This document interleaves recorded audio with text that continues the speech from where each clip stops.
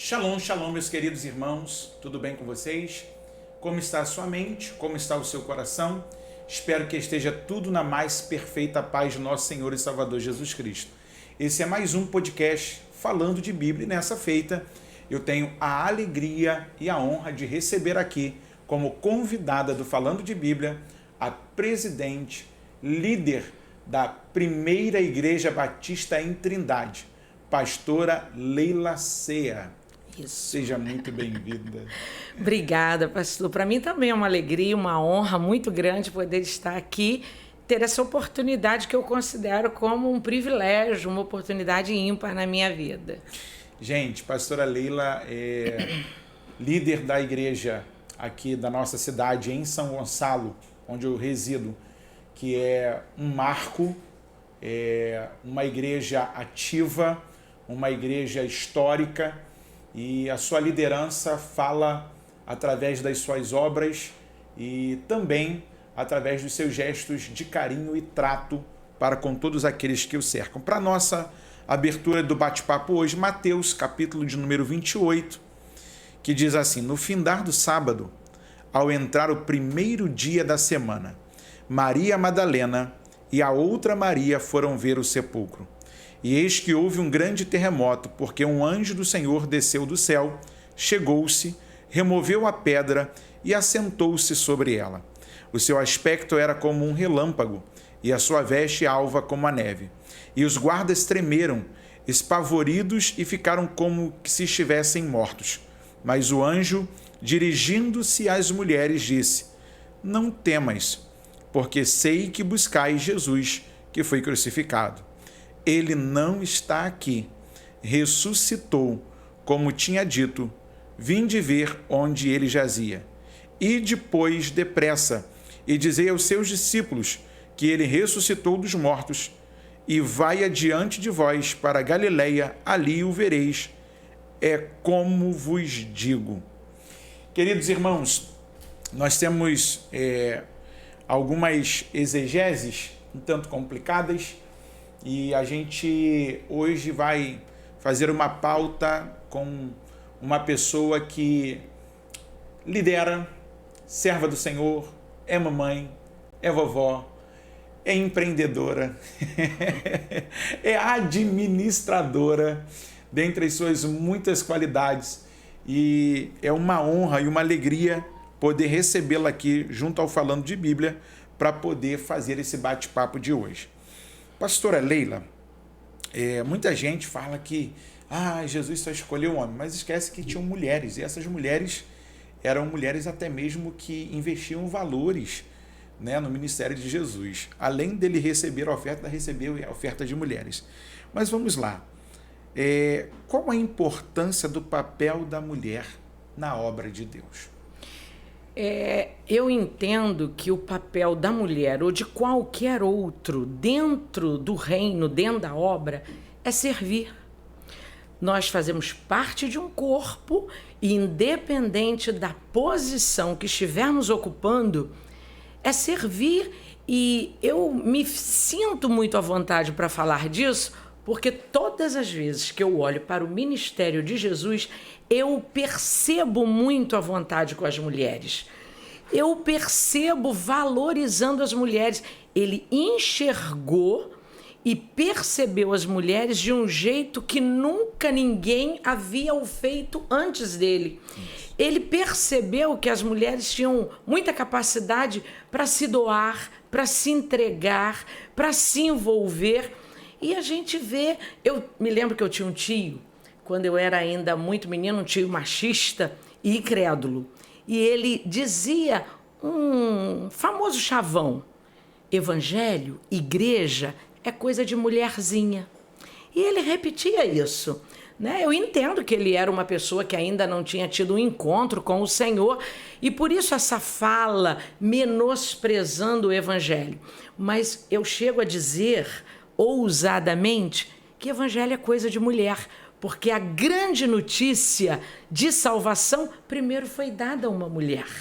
Foi uma mulher que primeiro saudou ao Senhor Jesus, quando Maria teve um cântico. Jesus rompeu barreiras com mulheres, se dirigindo à mulher samaritana e sem ser questionado pelos seus discípulos, questionado apenas pela própria mulher samaritana, o que dizer da Sirofenícia. Então hoje eu vejo que essa situação já começa a mudar, a ter uma amplitude maior, mas o papel mais importante é servir, e servir ao Senhor com alegria. Mesmo porque Jesus, como judeu, o judaísmo ele não despreza as mulheres. Apesar de alguns momentos da Bíblia não aparecer o nome de algumas mulheres, aparece a importância do seu trabalho, e sem contar que é sobre a mulher que está a graça de formar o cidadão tanto para a sociedade quanto um cidadão do céu. Então as pessoas acham que a mulher ela não tem, alguns, né, ainda cabeça duras, vou colocar aqui, que a mulher não tem um valor, não deveria ter espaço, mas não entendeu a graça que envolve a todos, e principalmente a mulher que tem essa dinâmica. Eu sempre digo, pastora Leila, que a mulher ela tem habilidades que o homem não tem. Por exemplo, ela consegue ver televisão, ela consegue atender telefone, ela consegue arrumar a criança e colocar comida na mesa para a criança, para ir para a escola. E não perde a atenção naquilo que ela faz. O homem, se ele estiver vendo futebol, acabou pro cara. Verdade. Mas vamos lá. Ainda tem muito preconceito quanto à questão da figura feminina no meio religioso? Então, eu não diria muito preconceito, mas eu também acho que estaria incorrendo em alguma falta se eu dissesse que não há preconceito. Porém, me sinto assim muito à vontade para falar disso, trazendo para a minha própria experiência pessoal. Sim. Eu nunca impus o meu chamado ou o meu ministério, se é que eu posso chamá-lo de meu. Eu nunca o impus. Na minha vida, as coisas aconteceram e fluíram de forma muito natural. Quando eu fiz o seminário, eu nem sonhava em assumir um posto, um cargo que fosse. Eu o fiz na intenção de conhecer mais, de ampliar e de potencializar mesmo os meus conhecimentos. E as coisas aconteceram de forma quase que sobrenatural. E durante todo o processo, muita gente conhece, isso se tornou até público. Eu me mantive em silêncio e o tempo inteiro eu dizia para o Senhor: eu não quero para a minha vida nada que não venha de ti. Então, eu me mantive em silêncio, aguardando o que o Senhor ia fazer. Senti na pele. Naquele período, há 10, quase 11 anos atrás, eu senti na pele a rejeição, sim, o descaso, sim, o preconceito, sim, mas eu tive a tranquilidade, que não está em mim, mas que veio do Espírito Santo, de deixar que o Senhor arrumasse e colocasse as últimas peças do quebra-cabeça que estavam faltando. Então, eu acho que existe, mas eu acho que a cada dia, a cada década, a cada espaço de tempo, isso vem sendo esclarecido, digamos assim. Qual a orientação ou palavra a senhora deixaria para as irmãs que ainda têm dúvida do chamado, que ainda têm medo de assumir uma posição daquilo que Deus a tem chamado? Bom, primeiro, se existe o chamado de Deus, eu acho que, assim como eu, ninguém precisa impor o seu chamado. Se o chamado é de Deus, ninguém pode impedir, intervir ou interferir até na vontade de Deus, porque Ele é soberano, Ele é pleno. Agora, o que eu diria para tanto mulheres quanto homens que têm um chamado, em especial para as mulheres, é que está chegando está muito mais perto do que a gente imagina, o dia em que nós vamos estar com o nosso Senhor face a face. E Ele vai perguntar a mim como eu tenho lidado com aquilo que Ele colocou nas minhas mãos, como mãe, como esposa, como solteira, como alguém que faz parte de um corporativismo, como líder de ministério. E tudo que eu mais quero ouvir do meu Senhor é Ele me dizer assim: Leila, valeu, o que você fez está sendo aprovado, ou eu estou aprovando. É isso que eu espero ouvir. Então, independente da posição, mantenha-se fiel ao que o Senhor tem colocado nas tuas mãos e faça da melhor maneira possível. Gente, deixa eu fazer uma pergunta para vocês. Coloca aí no comentário de onde é que você está assistindo o nosso bate-papo de hoje. Hoje eu estou recebendo aqui com muita alegria no Falando de Bíblia a pastora Leila Ceia, que é líder da primeira igreja batista em Trindade. De repente você já ouviu aquele louvor assim, ó: não desista, a vitória é de lá, da PIB de Trindade. Então, assim, muitas mensagens dentro do tradicionalismo batista, vocês são muito conhecidos no Brasil e até mesmo fora, e as pessoas às vezes perguntam assim: você vai trazer mesmo a pastora Leila? Eu falei sim. E alguns amigos falam assim: posso mandar uma pergunta? Eu falei: pode, só tem que ser até o dia tal para a gente poder já programar aqui. E uma das perguntas que me enviaram, uma irmã da Espanha, hoje residindo na Espanha, ela natural do Brasil, aqui do Rio de Janeiro, ela me perguntou o seguinte: como líder, qual a orientação que a senhora deixa para as demais mulheres quanto à administração da agenda pessoal do dia a dia? Como que a senhora consegue fazer isso? Trabalho, igreja e as demais coisas.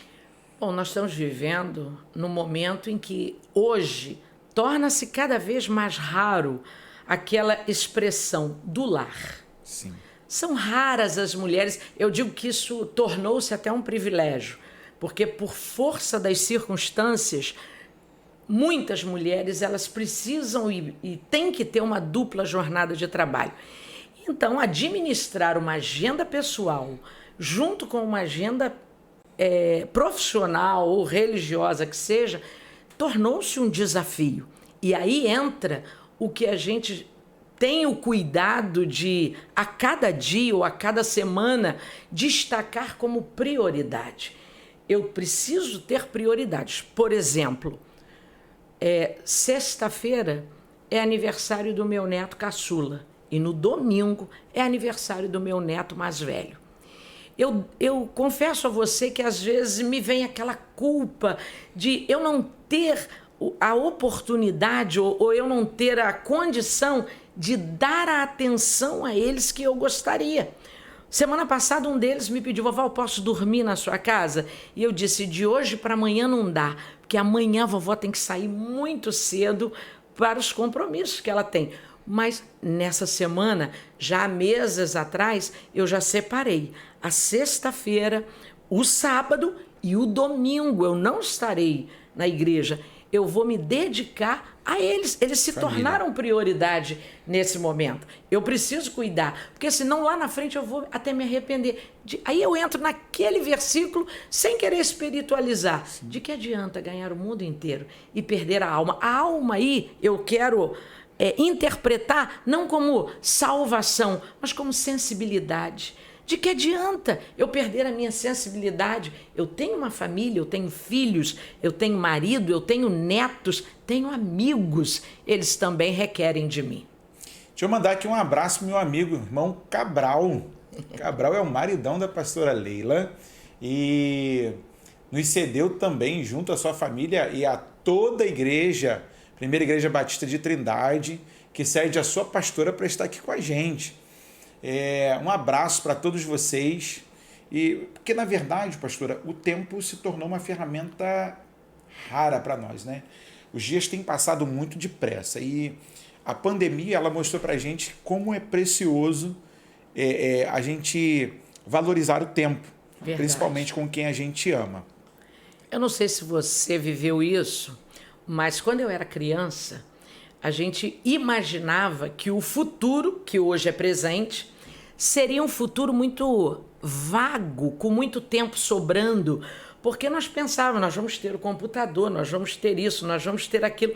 Só que essas coisas chegaram, nos absorveram de tal maneira, ou melhor, nos consumiram, e parece que a gente tem a impressão que os dias não têm mais 24 horas. Sim. Né? Então, cada vez mais torna-se desafiador a gente administrar o tempo.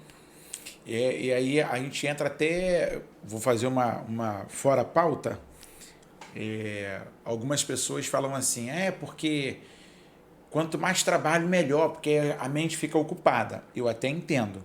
Só que eu entendo também que todo líder deve ter o seu tempo de férias, Sim. deve ter o seu tempo de lazer para poder... Porque a senhora como líder, absorve o problema de todo mundo. Todo mundo vai lá no gabinete, eu quero falar com a pastora Lê, eu quero falar com a pastora Lê, eu quero gabinete com a minha pastora. É verdade. Né? Eu quero uma visita da minha pastora. Você tem a comissão que é carinhosa, que são pessoas de oração, mas eles querem a visita, eles querem o gabinete com a pastora. E você ainda tem gente que nos nossos dias ainda fica naquela de que não, o pastor não pode ter férias, não, o diabo não tira férias. Eu falei, meu irmão, pelo amor de Deus, um líder com a sua cabeça arejada, pronta para trabalhar, ele até cuida melhor das suas ovelhas. Sim. E como é que anda lá sua agenda de férias? Olha, tudo bem? Já está agendada. Devo tirar 15 dias na primeira quinzena de junho, porque com a minha igreja, com o meu rebanho, eles, pelo menos é o que eu percebo, eles não só me apoiam, como exigem que eu tire férias. E seria uma grande tolice da nossa parte achar que nós não precisamos disso. Nós precisamos, toda a mente precisa ser arejada. E isso não quer dizer que nós tiramos férias de Deus. Isso. A minha vida devocional, a minha vida de oração, ela segue. Mas o meu ativismo, ele precisa ser interrompido e eu preciso ter tempo de qualidade, né? Com a minha família, comigo mesmo, enfim. Para você que não sabe, irmãos, lá na PIB de Trindade, você tem a quarta-feira, você tem um domingo pela manhã e domingo à noite, mas a igreja não vive só esses 2 dias. Tem o Consagra PIB, tem os outros departamentos que são... de adolescentes e jovens aos sábados. Tem a questão missionária, os pontos estratégicos de evangelismo. Tem o Compartilhando Amor, tem o Levando Bênção, tem o Vestindo Bênção, temos ali a escola bíblica dominical, né? Temos ali vários ministérios para te atender, para te assistir, para abençoar a sua vida mesmo. E é uma igreja que vive uma atividade longa. Eu lembro que uma vez eu fui no site da igreja e vi dentro de um resumo do que vocês fizeram, daquilo que vocês têm como atividade, como campo missionário e tudo mais. Uhum. E eu falei assim, até para a Roseli, eu falei, olha, Roseli, como é que... Eu lembro logo o meu estilo batista, de onde eu fui nascido e criado, né? Eu falo, eu lembro de cada coisa disso aqui. E assim, pra gente que... Eu tenho muitos irmãos batistas aqui no Falando de Bíblia no canal, é uma alegria poder receber, porque o nosso canal é interdenominacional.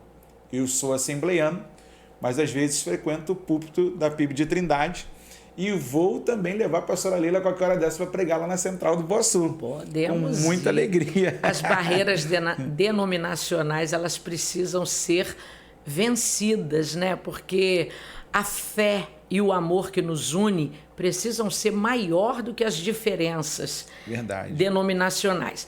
E completando aqui o que o pastor Paulo está falando, a Primeira Igreja Batista de Trindade tem uma obra social que é a menina dos nossos olhos, digamos assim.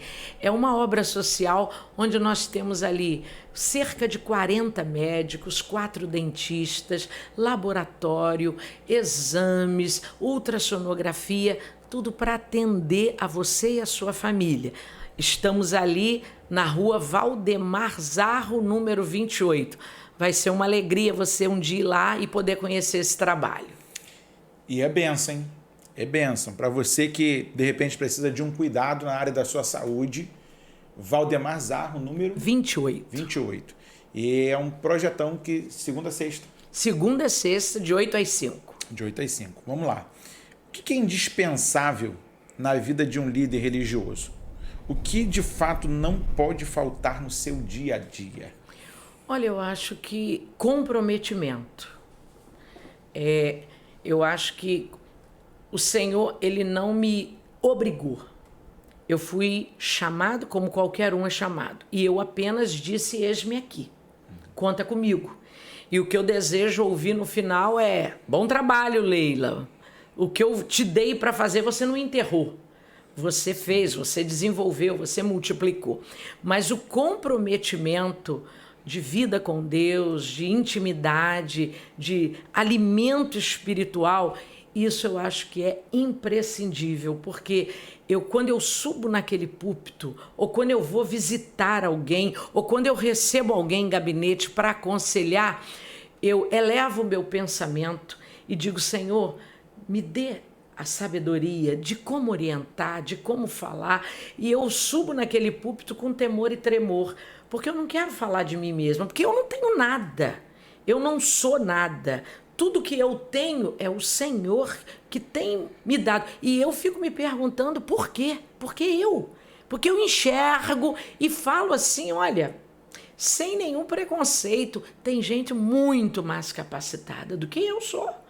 Mas aprove o Senhor me escolher, me colocar, e eu estou ali. Não ficarei ali para sempre. Essa posição é por um tempo. E o tempo que o Senhor tem me dado, eu acho que eu não posso deixar que falte o comprometimento meu com essa palavra. Se a ciência se conflitar com esse livro, com essa palavra, eu fico com a palavra. Se os homens se conflitarem com esse livro, eu fico com esse livro. Esse livro é minha regra, nossa regra de fé e de prática. E o meu compromisso com essa palavra é até os últimos dias de vida. Amém. Comumente, alguns líderes falam que mais é sobre a vida de oração, Sim. tudo mais, mas isso é um complemento daquilo que nós temos do relacionamento com a palavra, não é verdade? Porque às vezes a gente tem muita gente que impõe uma situação, mas na verdade nem sempre ele se delicia naquela situação. Fica à vontade, pastor. Não, é porque eu esqueci eu Nada, vi que está chegando mensagem, daqui a pouco ele toca. E na verdade a gente vê hoje que alguns segmentos cristãos, principalmente no Brasil, aí a gente fala de uma forma geral, não só numa forma local, cidade, que eles têm se deixado levar por alguns sincretismos, por algumas situações que causam até bizarrices para aqueles que estão do lado de fora. Eu faço um vídeo resposta aqui no canal, que o que mais chega para a gente, né, Daniel? Daniel está aqui hoje na imagem e som, lá na técnica, e são vídeos perguntando por que o movimento neopentecostal faz isso, desde jogar 5 litros de azeite na cabeça, como jogar farinha e dizer assim, hoje nós estamos entrando na campanha da multiplicação da farinha. Eu falei, gente, precisava querendo fazer um bolo. Verdade. E não tem farinha, jogando azeite fora. E aí você vê muita gente hoje dizendo assim, não, porque Deus me falou. E a senhora toca numa pauta que é muito boa, e eu vou tentar explorar isso, que é a Bíblia. A senhora acredita que em alguns púlpitos falta a Bíblia? Infelizmente. Infelizmente, a própria palavra de Deus, Oséias, ele diz para a gente, meu povo perece, porque lhe falta conhecimento. Esse livro é lâmpada para os meus pés e luz para os meus caminhos. O Senhor disse para Josué, não se aparte da tua boca o livro desta lei, mas medita nele de dia e de noite. Então, tu as intimarás a teus filhos, andando pelo caminho, assentado, levantando-te. Ou seja, usa esse livro no ensino ocasional. Todo o tempo que você tiver uma oportunidade, usa. E hoje o que nós vemos em muitas igrejas é exatamente o que eu acho, o que eu quero, e vamos fazer algo para atrair o povo, custe o que custar. vamos fazer um show, vamos entrar pelo sincretismo, pelo misticismo, e daqui a pouco a gente está voltando às indulgências. Verdade. Então, eu acho que, infelizmente, está faltando. E aí a gente tem até, assim, pastora Leila, um retrato hoje brasileiro um tanto complicado. Por quê? Porque a palavra é o nosso guia e prática e regra de fé, como a senhora acabou de colocar. E a senhora falou uma coisa que eu sempre falo para a galera aqui, quando eu converso de forma informal. No dia que a palavra não for mais o suficiente para a gente está desviado. Verdade. Porque a palavra deve ser para nós a nossa fé absoluta. Por quê? Não é apenas conter a palavra de Deus, é a palavra de Deus para nós. Então, a maldita teologia liberal, que vem contaminando alguns púlpitos, hoje já não temos igrejas que não tem mais escola bíblica. Exatamente. Não vê a importância de ter uma escola bíblica. Ela pega e faz um encontro, ela pega e faz uma festa, ela pega e faz uma outra coisa, faz um paliativo, mas não tem mais aquela questão de você se debruçar e ler. E aí, como é que a senhora enxerga, por exemplo, como líder? Na igreja da senhora tem seminário. Tem. A gente vai fazer a propaganda aqui também. Do Seminário Betel, na verdade. O Betel brasileiro hoje está dentro da PIB. E a PIB sempre teve bons pregadores e formou bons obreiros. Aí vem a pergunta, não é o segredo, mas seria esta a ferramenta pela qual impulsiona sempre se debruçar pela palavra? Eu acredito que sim. Eu digo no púlpito da Primeira Igreja Batista de Trindade, digo sempre, repetidas vezes, tudo que for pregado aqui, seja por mim, pelos demais pastores ou pelos pastores convidados, ou pastoras ou missionários, tudo tem que ser conferido e tem que estar em linha com a palavra. Se não estiver em linha, é lixo. Joga fora. A gente tem orientação dada na palavra que os crentes de Bereia, eles conferiam. Mas para conferir, você tem que conhecer. Para conferir, você tem que saber. Senão, a gente absorve tudo. Né? Porque tem uma galera que fala, assim, às vezes sou tentado também a falar um extra bíblico. Lógico. Joséfo afirma isso, Sim. fulano. Eu gosto muito da cultura judaica. Eu sou um apreciador.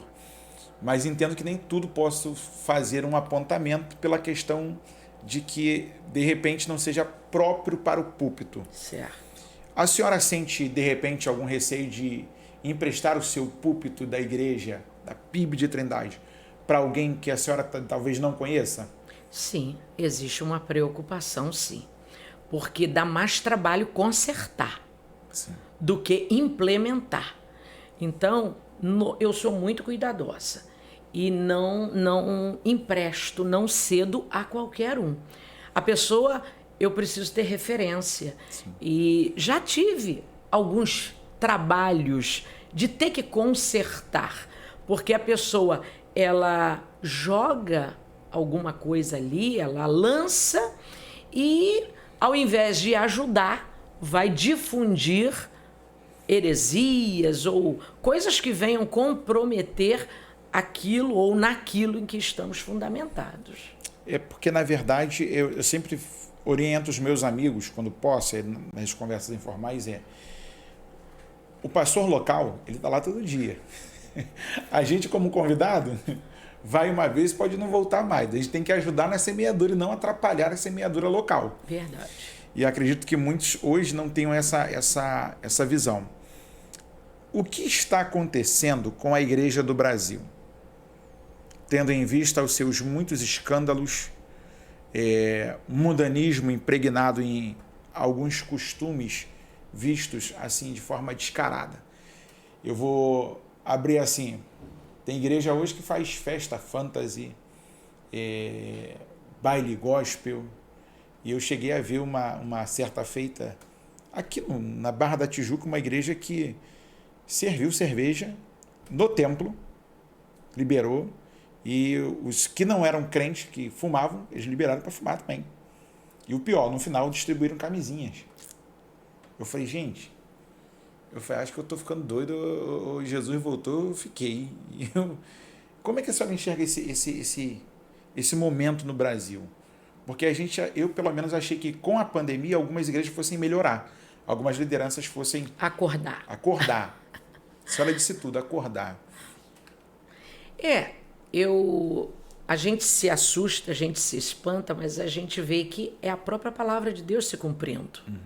Porque viriam falsos profetas, falsos pastores, falsos mestres, e o povo hoje, de um modo geral, como sempre, está sedento pela bênção e não pelo abençoador. E hoje o grande perigo é isso, é que a pessoa às vezes ela sobe num púlpito, mas cadê a base bíblica? Ela nem lê um versículo, ela chega ali, conta o que ela quer, conta uma história e o povo aplaude e o povo entra em êxtase e a gente está ali para orientar o povo. Essa palavra que nos põe no prumo, essa palavra que nos liberta. Agora, hoje os escândalos e vão se avolumar cada vez mais, enquanto a gente não acordar, porque muitas vezes existe da nossa parte omissão. A gente vê, mas não quer falar porque não quer se comprometer, porque não quer ficar mal. Nós precisamos, sim, denunciar o que está errado, para que os nossos não sejam levados. E os que forem levados, sejam levados por sua própria consciência, e não pelo equívoco ou pelo engano, mas que foram avisados e que foram alertados. Há um grande perigo iminente. Nós estamos já vivendo o tempo da apostasia. Quantas pessoas nós nos lembramos, a gente pode fazer aqui uma lista enorme de gente que já foi bênção, que já falou, que já pregou, que já esteve nos púlpitos de nossas igrejas e hoje estão à margem, estão caídas, estão afastadas. Por conta de quê? Por conta da mistura, por conta de trazer e introduzir nas nossas igrejas aquilo que não deveria passar nem na nossa calçada. Verdade. A senhora agora falou uma coisa séria. Passar nem na nossa calçada. Como líderes e guardiões da fé, eu acredito que às vezes, por tomarmos algumas ações, a gente seja taxado como o fulano é santarrão, a fulana é santarrona. Será que tem que ter isso mesmo? Porque a gente vê hoje o modinha, por exemplo, vou tocar num assunto aqui mais aberto. A gente vê muito adolescente hoje, pelo menos lá na nossa igreja, onde eu sou adjunto ao pastor Antoniel Moreira Brito, a galera falando assim, poxa pastor, mas lá na igreja lá pode tatuagem, na nossa não pode por quê? Aí a gente tem que ter aquela trabalheira para conversar, para instruir. Aí daqui a pouco vem outra pergunta, pastor, a minha amiga namora, já dorme com o namorado, mas a nossa igreja não pode por quê? E você tem que ficar ali conversando, instruindo. E em alguns casos, alguns pais deixam só para a igreja fazer esse papel. Eles se isentam. Como é que a senhora enxerga isso? Essa transferência de responsabilidade não é um privilégio só da sua igreja, não. A gente vive isso também. Essa transferência de responsabilidade e isso chega para a gente também. Por que não? Se lá, se acolá, eles estão fazendo. Mas a nossa resposta é sempre a mesma. O nosso compromisso é com Deus e com a palavra. Sim. Nós não temos compromisso com aqueles que estão achando que pode. Chega gente tatuada lá, chega e é bem recebida. Sim. Chega gente lá. Era bom que Jesus mandasse para a gente João casado com Maria, que tem Paulinho como filho, que é uma família bonita, mas ele manda a gente cheio de carrapicho, cheio de casca, e chega ali para a gente tratar e a gente cuidar. Mas nós nos manteremos, ou pelo menos faremos de tudo para nos manter no centro da palavra e no centro da vontade de Deus. Se a palavra é dele, vem dele, a palavra ela se completa na vontade dele. Então a nossa preocupação é essa, é em sermos sim uma igreja contextualizada, uma igreja que não está no passado, que vive hoje, mas sem se perder nesse caminho. A gente vê lá no profeta Eliseu que o povo estava com fome. Um servo foi colher e colheu veneno e colocou na panela do caldo, porque nessa panela cabe tudo, inclusive veneno. Mas a farinha é feita, o pão é feito da farinha. Lança a farinha, corta o veneno. Só tem um jeito de cortar o veneno. É comendo o pão vivo que desceu do céu. Essa é a pastora Leila Ceia, que está aqui como nossa convidada do Falando de Bíblia hoje no nosso podcast. E é uma alegria poder recebê-la, ser uma voz feminina aqui na nossa cidade, que é uma referência, uma liderança que é frutífera, uma liderança que a gente consegue enxergar Jesus não só quando ela está no púlpito, mas fora do púlpito, quando a gente, no dia a dia, e a minha casa sempre foi muito bem recebida lá na PIB, e é sempre uma honra poder estar perto. E hoje eu estou compartilhando desta alegria com vocês que são seguidores aqui do canal. Quero mandar um grande abraço também para a irmã Lorena e para o irmão Alex, que estão na Alemanha. Meus amigos, Deus abençoe vocês, que o Senhor continue prosperando o caminho de vocês. Ao pastor Ricardo, também da Alemanha, e aos nossos irmãos que nos assistem através da Europa e os irmãos da Argentina. Eu lembro que uma certa feita eu estava com o pastor Marcelo Olibastro, da Argentina, e passamos na frente da PIB. Aí ele falou assim: Pablo, que igreja! Vamos orar para uma desta estar em meu país. Aí eu comecei a rir, eu falei: não tem? Ele tem, mas eu queria uma igreja assim, viva. Aí eu, como ele? Eu assisto os cultos daí também. E porque no dia que eu estava na casa dele, eu assisti na televisão, e ele deixou lá gravado. Toda vez que tem culto online, ele assiste. Quando ele está com tempo em casa, ele fala assim: a PIB. Como é o nome dele? É o pastor Marcelo Olibastro. Então, pastor Marcelo Olibastro, um grande abraço aí. Quem sabe um dia poderemos estar juntos. Deus lhe abençoe. E, assim, hoje a gente tem muita gente, pastora, que diz que é da igreja, diz que faz parte da igreja, mas que ninguém conhece ela na igreja. Não é membro. E hoje, com o culto online, que é uma das nossas realidades, até mesmo pós-pandemia, ficou difícil para algumas pessoas voltarem ao templo, à convivência da comunhão? Eu não diria difícil, eu diria cômodo. Para alguns, isso se tornou uma comodidade, né? Eu tenho membros que declaradamente já disseram: não, eu não volto. A pandemia me mostrou que eu posso cultuar de casa. Ou seja, só que em casa aquilo se torna um programa. Faz uma pipoca, faz um cachorro quente e vamos, não é prestar culto, mas é assistir o culto. Porque a pessoa precisa ter uma disciplina muito grande. Agora, eu não posso deixar de enxergar que é uma ferramenta, mas é uma ferramenta para alcançar o não crente ou o descrente ou aquele que verdadeiramente está impossibilitado. Mas aquele que simplesmente opta por não ir, eu acho que o culto se transformou num programa. E aí eu levanto, vou à cozinha, eu atendo o telefone, eu mudo de canal se o culto não estiver legal, né? Vamos. Eu não Vou assistir uma outra igreja. Outra igreja, exatamente. Então, eu acho que essa dificuldade veio para mostrar, de fato, os comprometidos e os envolvidos.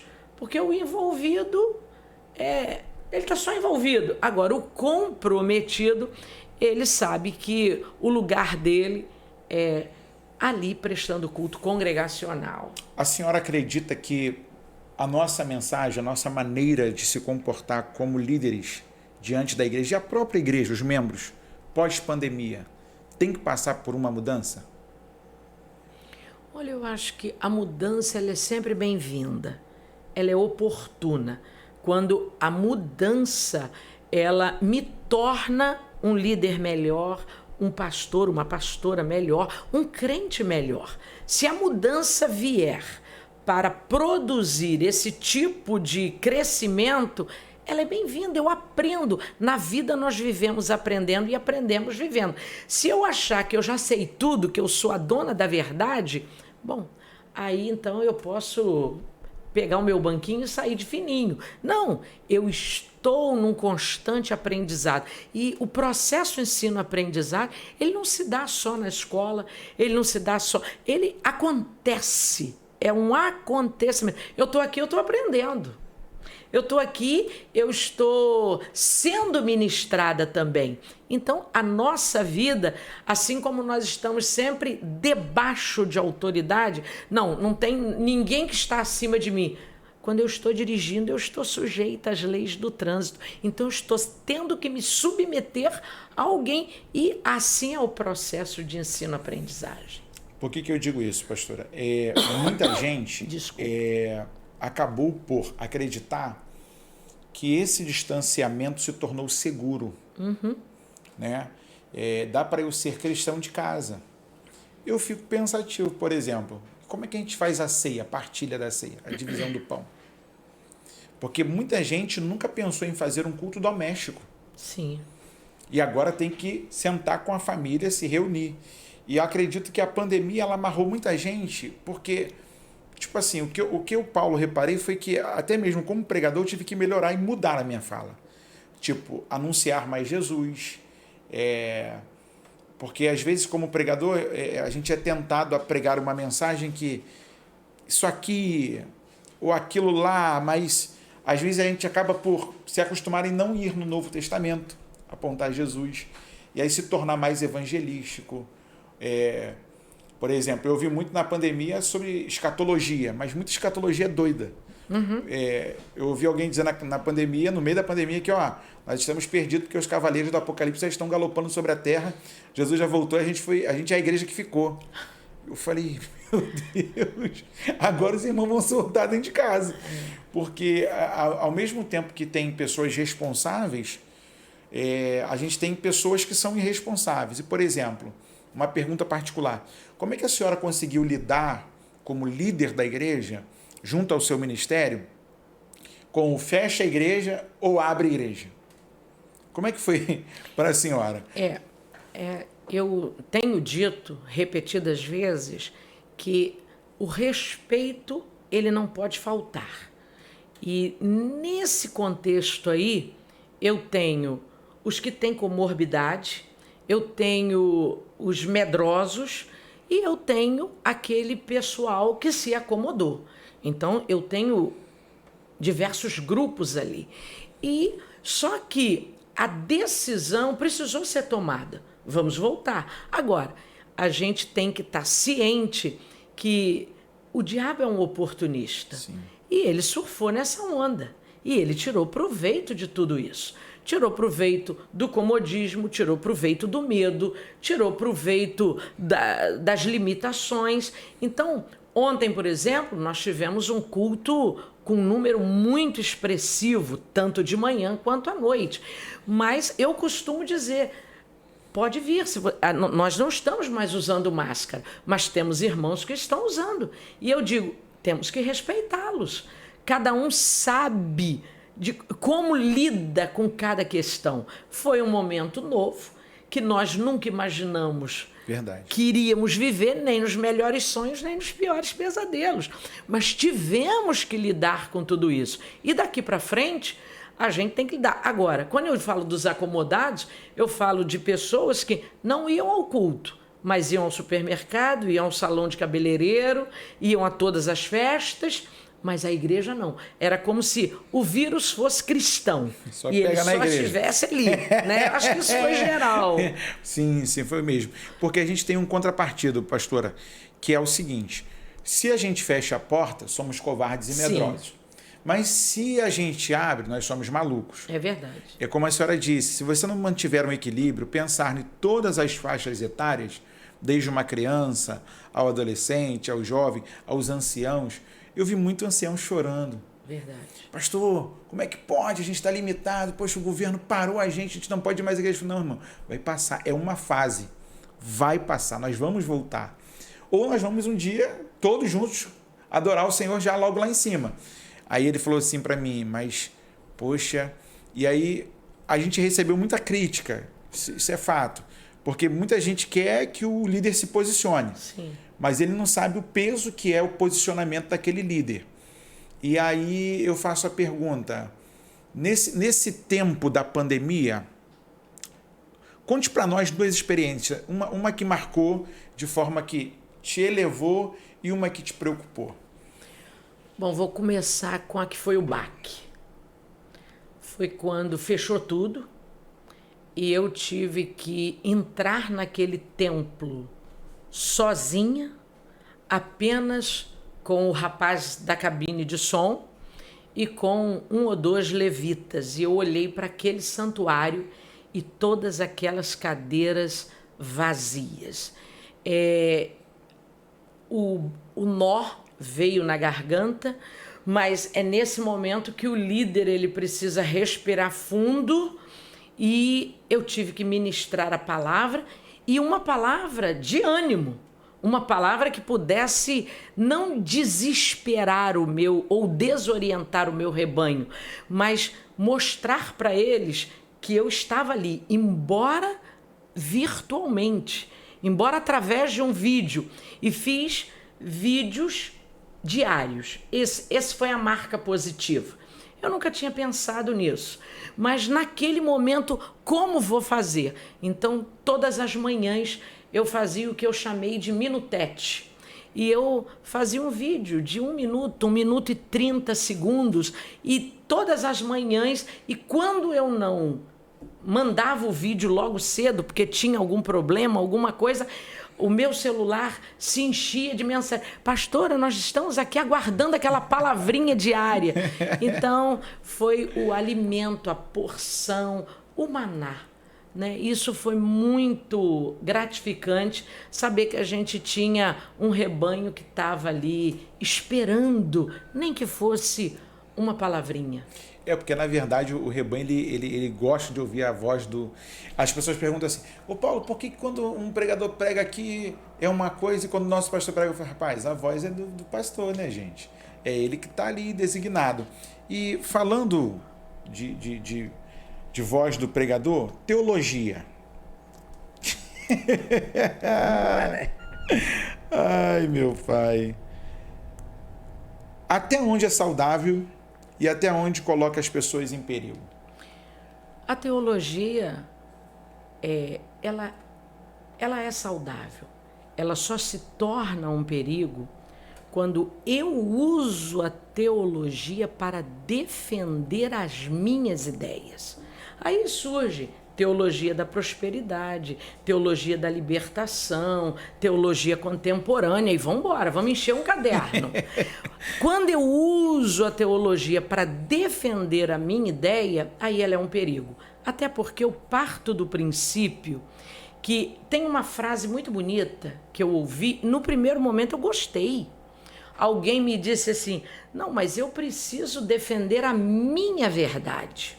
No primeiro momento, tudo bem, a minha verdade. Mas depois, quando eu fui refletir, falei, não existe a minha verdade. Existe a verdade. É como se eu chegasse aqui e dissesse assim, Pastor Paulo, todas as pessoas magras são metidas, são orgulhosas ou são vaidosas?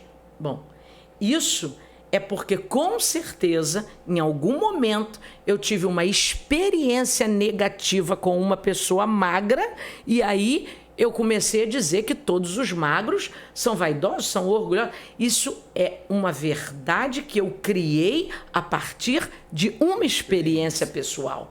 Então, existe a verdade. A teologia, ela existe para nos ajudar, para potencializar o que eu sei a respeito. Os teólogos estão aí para isso. Eu também leio livros de teólogos e sou muito abençoada por isso. Agora, eu não posso torcer. Paulo diz que aqueles que torcem o fazem para a sua própria condenação. Eu lembro da última mensagem que eu estava lá na PIB que a senhora trouxe. Os valentes de Davi. Isso. No dia da comemoração do aniversário do Ministério da Senhora. E eu saí de lá falando assim, Roseli, isso dá mais umas 5 mensagens para quando eu for andar por aí. Aí ela, rapaz, você vai roubar a mensagem da pastora? Eu falei, não.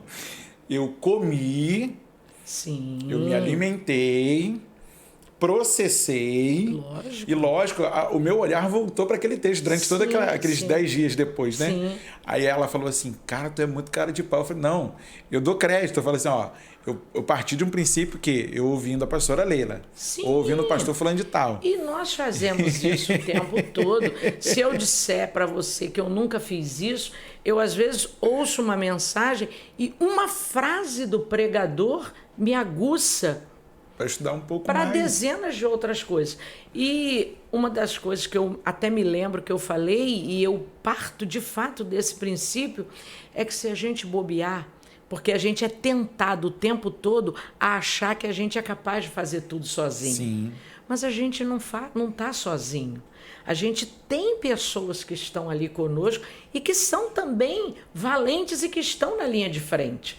Então, Davi foi muito feliz quando ele ressaltou, né, evidenciou o valor desses homens, e eu quero fazer o mesmo. eu fiquei ali, assim, ouvindo a senhora e conversei com a esposa depois. Falei, olha, como é bom a gente ouvir uma boa mensagem, uma mensagem sadia que faz a gente refletir, porque a gente...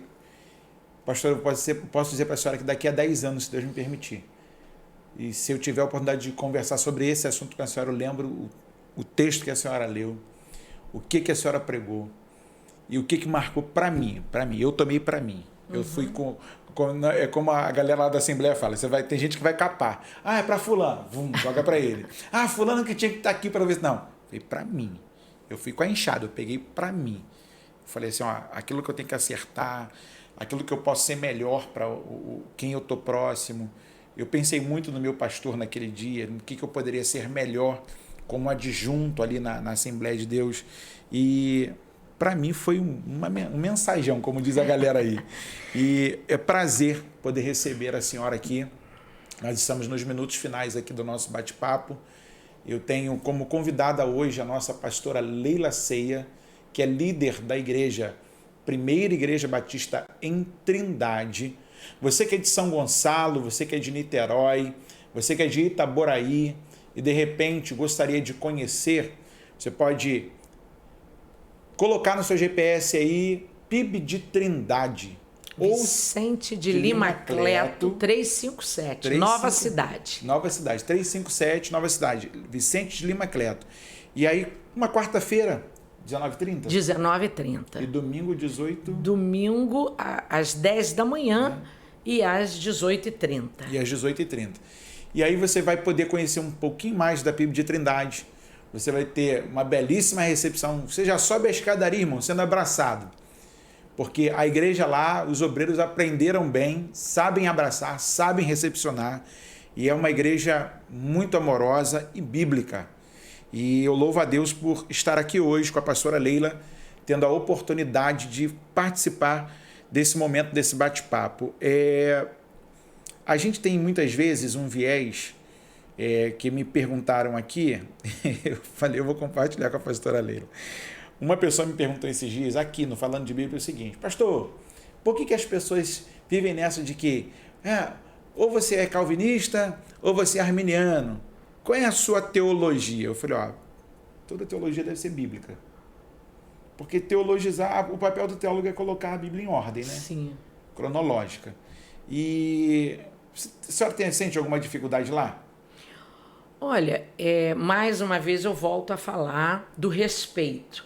E eu digo isso de púlpito. Somos uma igreja batista, temos uma linha doutrinária, embora cremos nos dons espirituais, damos liberdade para isso, mas eu costumo dizer que no campo das ideias nós podemos discordar. O que não pode haver é no púlpito dois ensinos ou duas doutrinas que se choquem. Perfeito. Temos que andar de forma alinhada. Agora, eu tenho no meu rebanho pessoas que têm uma linha mais arminiana e tenho pessoas que têm uma linha mais calvinista. Eu não os discrimino por isso E digo sempre que no campo das ideias nós podemos discordar, mas isso não pode se tornar uma bandeira. Sim. Eu não estou ali para defender nem Calvino e nem Armínio. Eu quero me voltar para Jesus, porque foi ele que morreu na cruz por mim. Tá vendo aí, gente? A gente hoje vive uma iminência, pelo menos nós lá das Assembleias de Deus, uma onda calvinista batendo em nós.